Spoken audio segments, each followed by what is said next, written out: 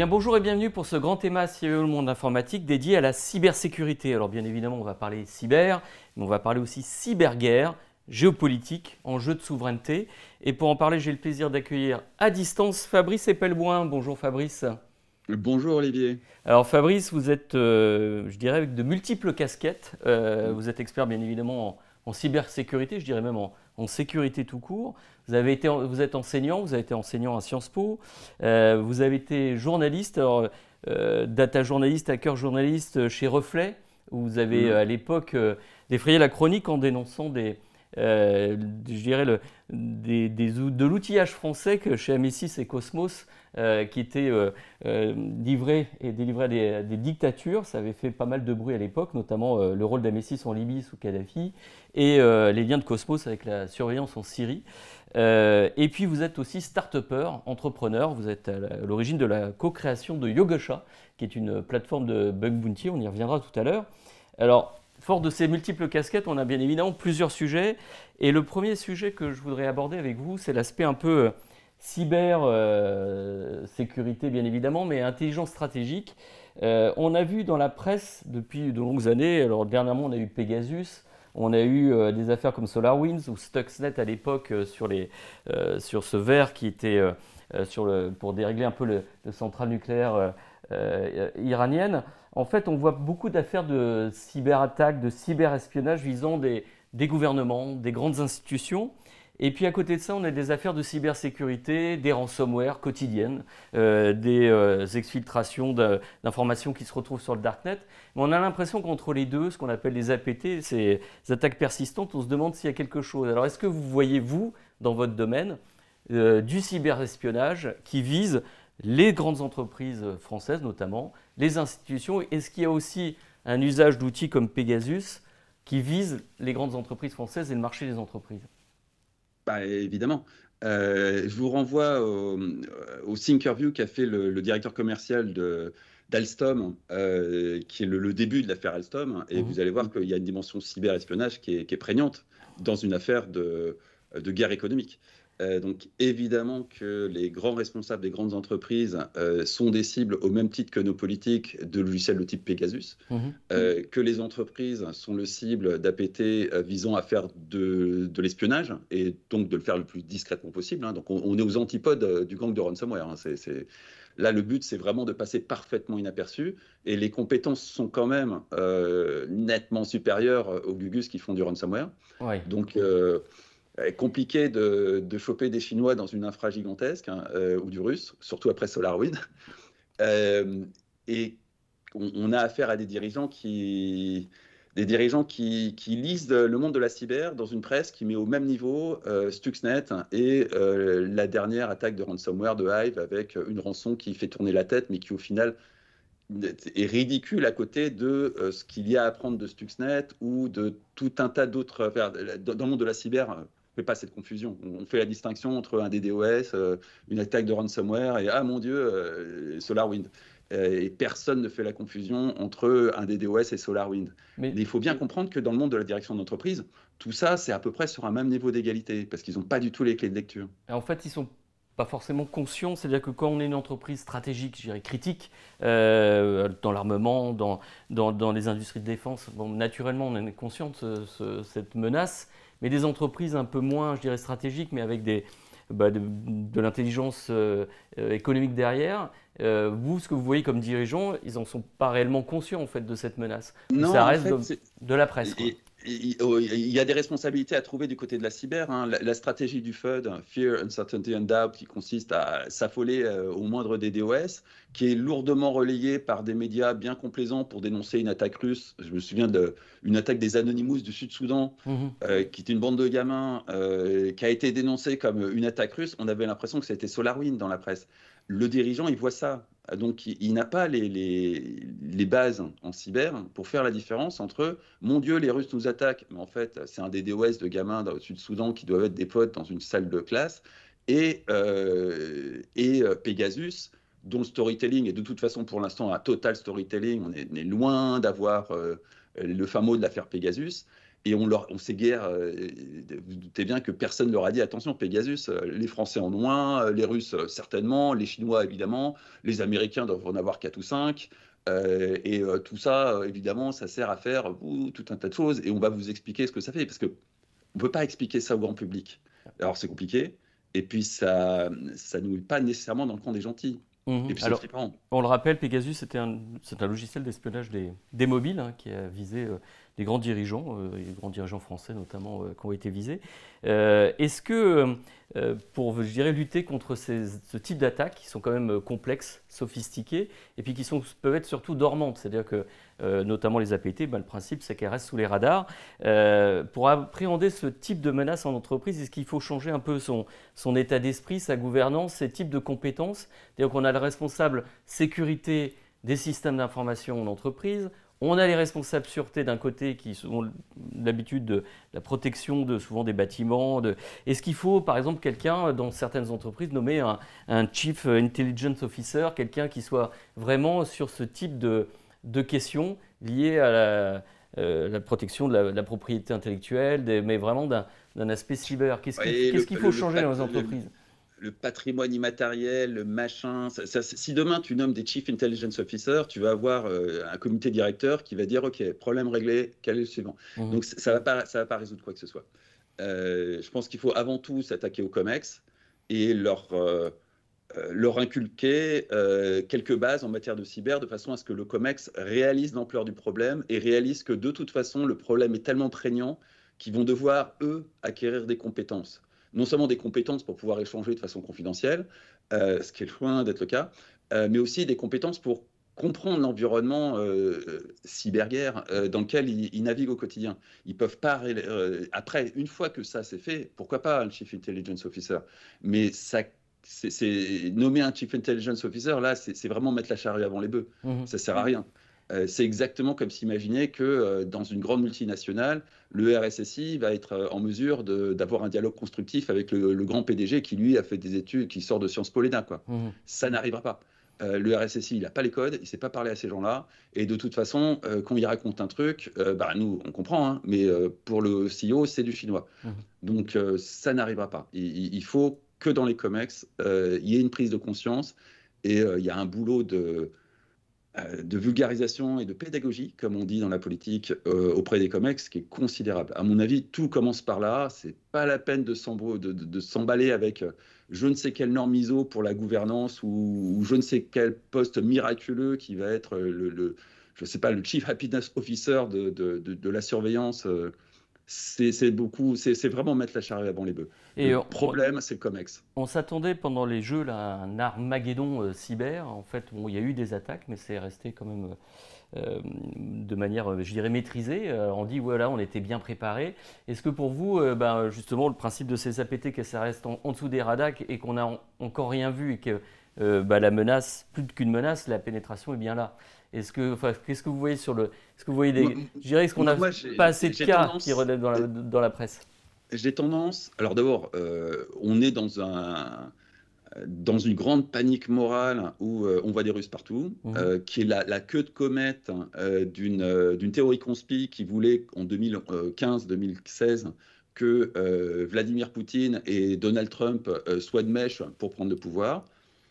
Ça n'est pas le cas, ça a été jugé. Le Russian Gate s'est contenté de montrer, et il a raison, hein, que les Russes étaient venus foutre la merde sur les réseaux sociaux pendant la campagne de Donald Trump, mais il n'y a aucune collusion. Et le problème, c'est que cette théorie conspire s'est tellement ancrée dans tout un pan d'analystes, de gens qui sont sur les plateaux télé, mais qui officiellement ne sont pas des conspires, et donc qui ont continué en roue libre, d'autant plus qu'on ne l'a jamais clairement démenti. Et la presse a fait un petit article pour dire oui, mais personne n'a dit comment on a pu patauger dans une telle théorie conspi dans le New York Times et Washington Post pendant des années et raconter des conneries pendant des années sans faire un démenti à la hauteur du bruit qu'on a généré avec les conneries qu'on a racontées. Ce qui fait que on est sur cette queue de comète de « Ah, c'est les Russes, ah, c'est les Russes ». Ce qui arrange à fond les Russes, parce qu'ils arrivent avec une puissance qui est respectable, hein, à donner l'impression d'une grande puissance, ce qu'ils ne sont pas. Dans le cyber, ils n'en sont pas là. À côté de ça, mettons-nous 5 minutes à la place des Russes.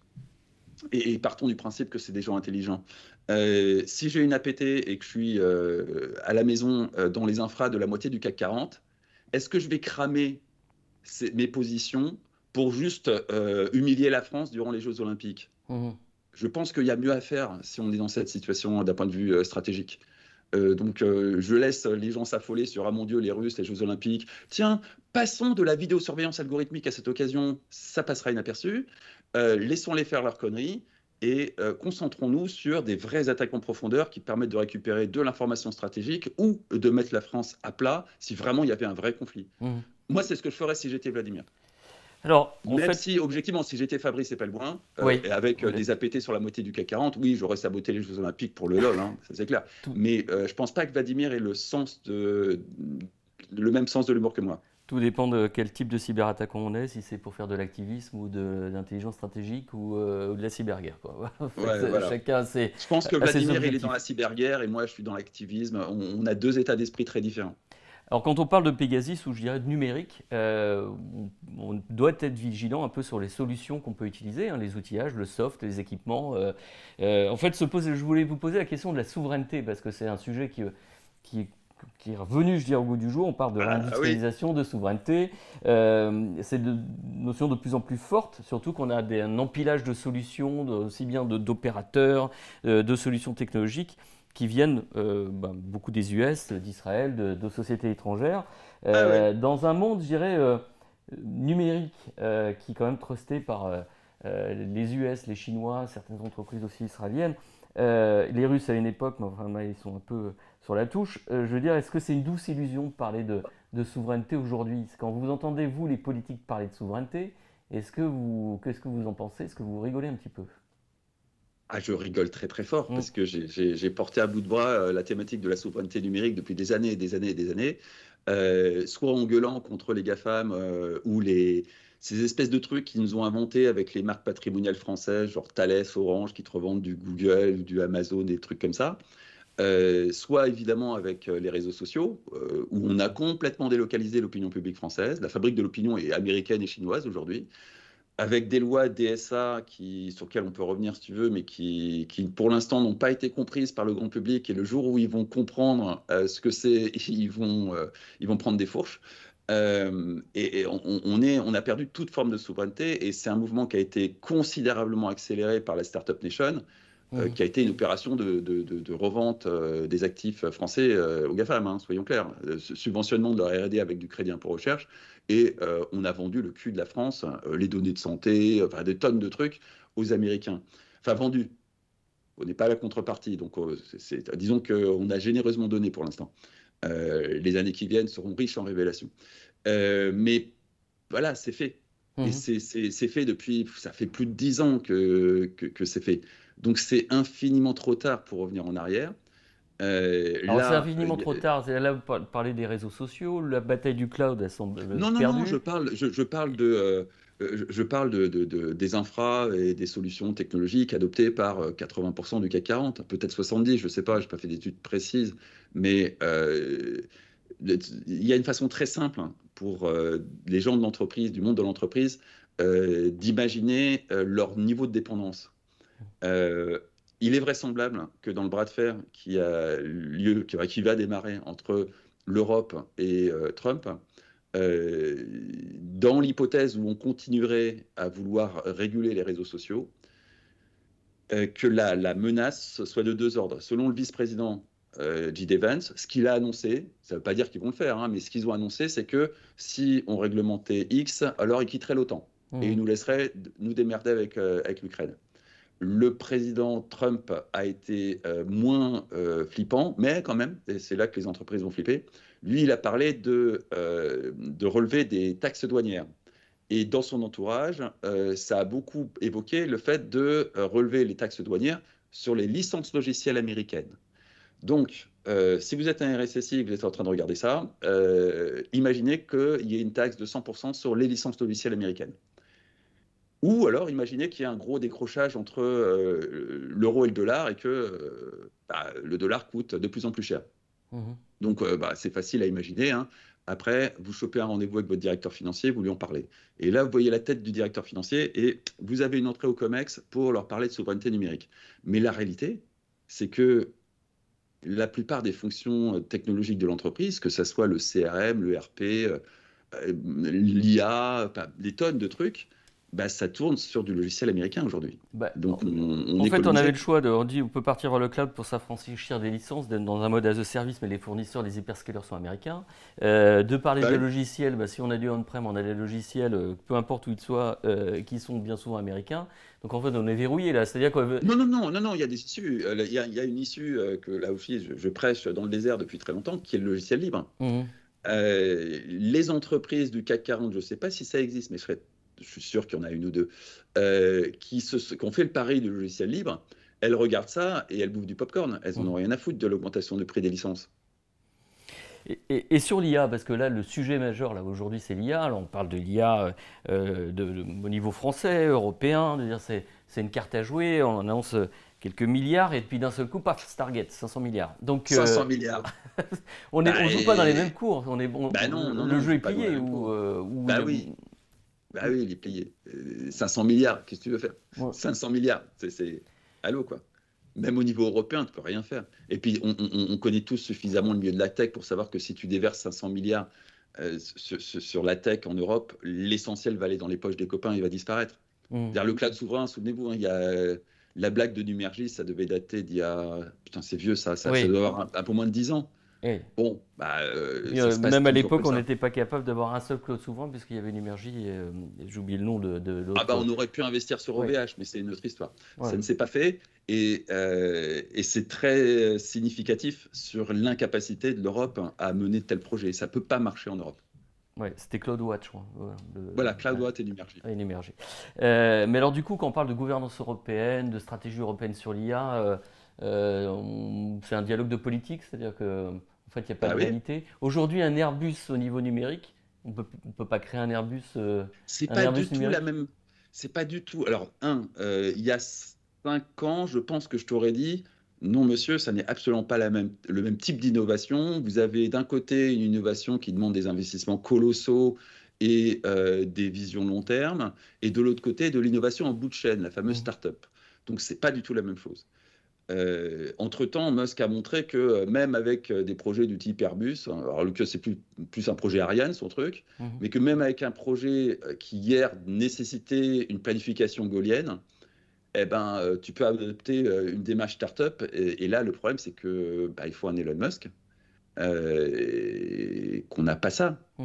On a un vague projet que je connais mal, d'équivalent Starlink. J'ai croisé Thierry Breton qui me l'a évoqué après un plateau. Ça m'a l'air déjà d'être beaucoup plus compliqué que Starlink, avec des satellites qui font aussi le café, machin, la mesure de machin et trucs et de bidule. Et ça me semble quand même passer à côté du machin simple, efficace, pas cher, qu'on lance en série et qui permet d'atteindre une rentabilité rapidement. Parce qu'on n'est pas capable d'avoir cet esprit d'innovation-là. C'est pas dans notre culture. Ce qui veut dire que, en fait, il faut choisir à qui on fait allégeance et on fera de toute façon allégeance aux US. C'est un peu le. On a fait allégeance aux US, ça y est, c'est plié. Maintenant, les US ont choisi, parce que eux, c'est une démocratie, de changer de bord. Voilà, on va changer de bord.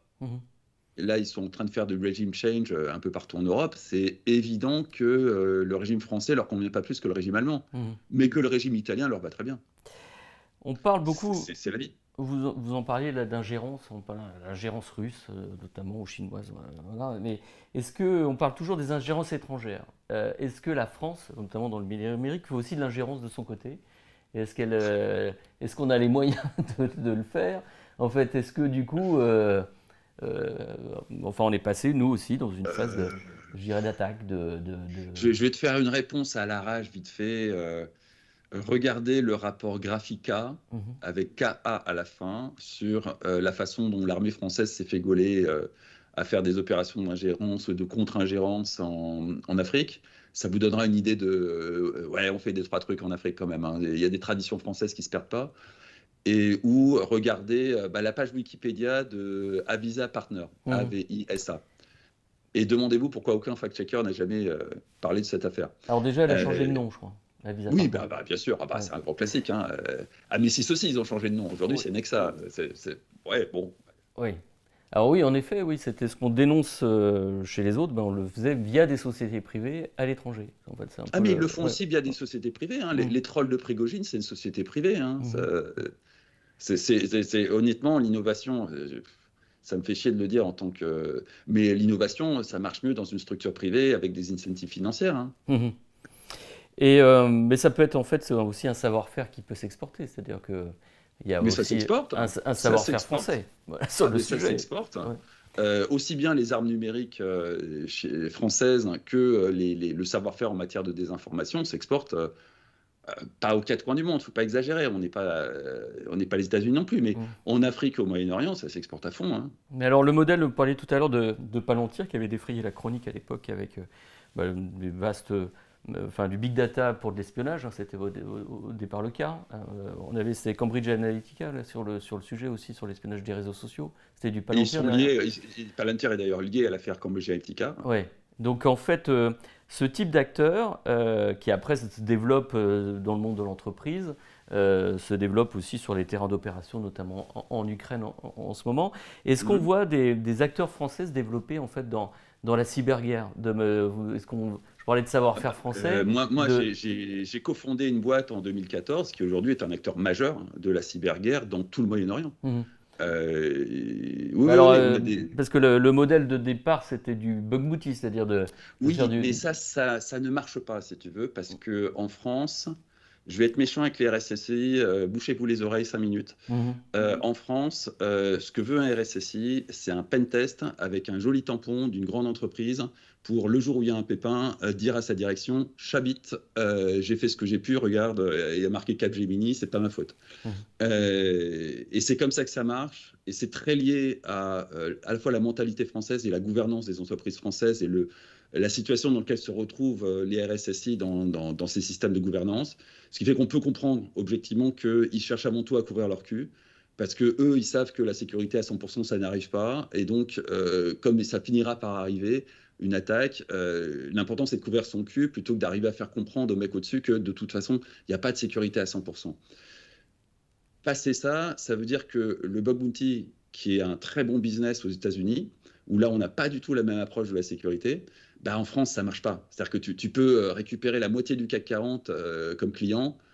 La réalité, c'est que le chiffre d'affaires par client est ridicule. Donc si toi en plus ton business model, c'est de prendre une marge sur des budgets qui sont ridicules, t'es mort. Il n'y a pas de modèle économique pour le bug bounty en France, pas plus qu'en Europe. Et c'est en grande partie lié au fait que oui, les RSSI, ils trouvent ça cool. C'est top de pouvoir interagir avec des hackers qui ont des états d'esprit complètement différents. C'est très varié. C'est beaucoup plus rigolo que de faire un pentest chez Capgemini. Mhm. Euh, mais voilà, tu vas mettre 20 000 balles par an pour faire du bug bounty et pour t'amuser. Mais tu vas jamais mettre un demi-million, ce qui va permettre à des boîtes de bug bounty de vraiment se développer. D'où le changement de modèle pour certains de ces acteurs qui en fait... Voilà, Alors, le modèle de Yes We Hack, de toute façon, il est hybride. Hein. Yes Mhm. We Hack, c'est aussi de l'event. C'est un acteur vraiment important de l'event du milieu de la cyber. C'est aussi du recrutement, ce qui est quand même une pompe à fric Mhm. dans le milieu de la cyber, tellement les ressources sont rares et que les qualifier, c'est compliqué. Donc, quelque part, ils s'en foutent. Ils ont pas, c'est pas la seule source de revenus de leur boîte. Pour Yogosha, c'est plus compliqué. Mhm. En effet, donc enfin, on va pas revenir puisque vous avez une affaire qui s'est passée devant les tribunaux Ah, sur le sujet. j'ai gagné, j'ai gagné. Alors Yogosha, je les ai accusés des pires horreurs. Ils m'ont attaqué en justice pour diffamation. J'ai gagné. Si vous voulez avoir plus d'éclaircissement sur ce que j'ai gagné, ce dont ils m'accusent et les tenants, les aboutissants de tout ce bordel, c'est épinglé sur mon profil Twitter. Mhm. Ils ont fait appel, histoire de. Parce que bon, le but du jeu, c'est pas de gagner le procès, c'est que ça te coûte le maximum de pognon en face. Ah, ils vont faire appel, il y en a encore pour 1 an de démarche. Les faits étant les faits, objectivement, je suis serein. Oui. C'est juste que ça va me coûter encore un bras. C'est sur mon profil Twitter et c'est épinglé en haut de Oui, mon on profil revient, Twitter. enfin, le sujet, c'est en fait de... Mais c'est pas très différent de ce qu'on avait finalement. C'est dans la même ligne éthique que l'affaire Amécis. Oui, c'est ce que vous aviez dénoncé à l'époque, on peut y revenir parce que là, du coup, l'affaire est maintenant close, mais Amécis et Cosmos à Ah l'époque... non, non, c'est pas clos. Elle n'est C'est pas pas clos. close, d'accord. Les mecs, ils ont déménagé. Et non seulement c'est pas clos, mais non, non, c'est pas clos. C'est pas clos. En fait, C'est absolument pas clos. à l'époque, c'était des outils maintenant, le mot est observabilité, mais de surveillance, de filtration, de filtrage des réseaux. De Deep Packet Inspection, qui Ouais. était une technologie fantastique tant que tout le monde n'utilisait pas du SSL. Mais au début, en 2008, c'était pas courant. Et ça permettait de mettre tout un État, toute une nation sous surveillance. Ouais, Et puis éventuellement de trafiquer les signaux.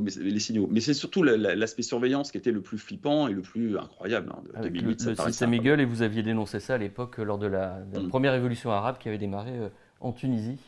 Tout à fait, c'était très lié d'ailleurs. C'est les mêmes hackers qui dénonçaient ça à l'époque, qui ont participé à ce fameux printemps arabe. Et d'ailleurs, c'est les mêmes qui sont à l'origine de Yogosha, hein, parce qu'à l'origine de Yogosha, il y a 3 personnes qui se sont rencontrées, qui se connaissaient un peu, mais qui ont décidé en 2014 de faire Yogosha, parmi lesquels il y avait un qui aujourd'hui a complètement disparu des radars, hein, mais qui est un hacker du printemps arabe, le fondateur du parti pirate marocain, le fondateur de Memfakinch, pour ceux qui connaissent un peu la presse pro-démocratie marocaine.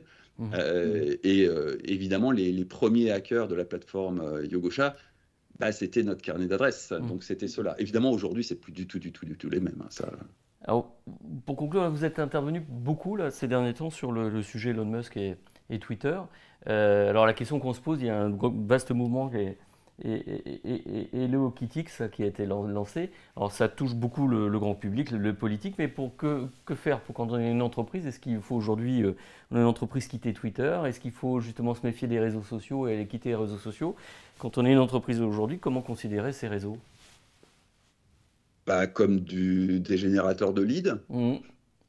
En général, quand on est une entreprise, c'est la vision qu'on a des réseaux sociaux. Hein, donc, on ne joue pas les délicats, que ce soit chez Elon Musk ou chez les Chinois. Ça génère de leads, point barre. J'ai rarement vu des entreprises se projeter des problèmes éthiques. Hein. Surtout après ce qu'on vient d'évoquer. Non, pour les entreprises, ça ne change rien. La seule question à se poser pour une entreprise, c'est est-ce que j'ouvre un compte en plus sur Blue Sky? Pour des particuliers, ouais, la question se pose. Parce qu'on entre dans un monde d'une violence absolument inouïe. Là, on fait face à des révélations sur la nature même de la démocratie américaine. On s'en fout un peu, c'est pas chez nous, mais de la nôtre également.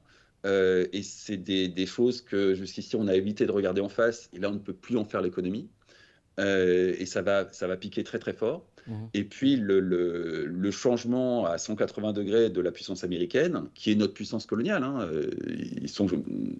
ils nous ont complètement conquis, que ce soit sur les infra IT ou les réseaux sociaux, ça aura mécaniquement un impact chez nous. Et comme les Américains ont pour tradition de faire du regime change de façon à mettre en place des gouvernances qui leur soient favorables, comme nous en Afrique au siècle dernier, hein, c'est pas original, les chances du camp qui finalement dirige la France depuis des générations, ça sent la fin de règne. Ça sent le monde d'après, la lame de fond, c'est ce que vous nous annoncez. Et donc, si vous êtes sur Twitter, vous allez assister à ça en direct, ça va être sale, ça va puer, ça va effectivement dégouliner de fake news, de bordel, de trucs, mais également des vraies news que les médias ne regardent pas. Donc, s'isoler de tout ça, dans la mesure où on peut pas y faire grand-chose, quoi. C'est pas comme si on était des acteurs, on est des colonisés, donc on va juste subir. Il n'y a pas nécessairement une énorme incentive à rester à regarder le monde s'effondrer, quoi. Il faut aimer ça, ou il faut être à fond dans l'actu, ou s'intéresser à l'évolution du monde, la géopolitique et les machins.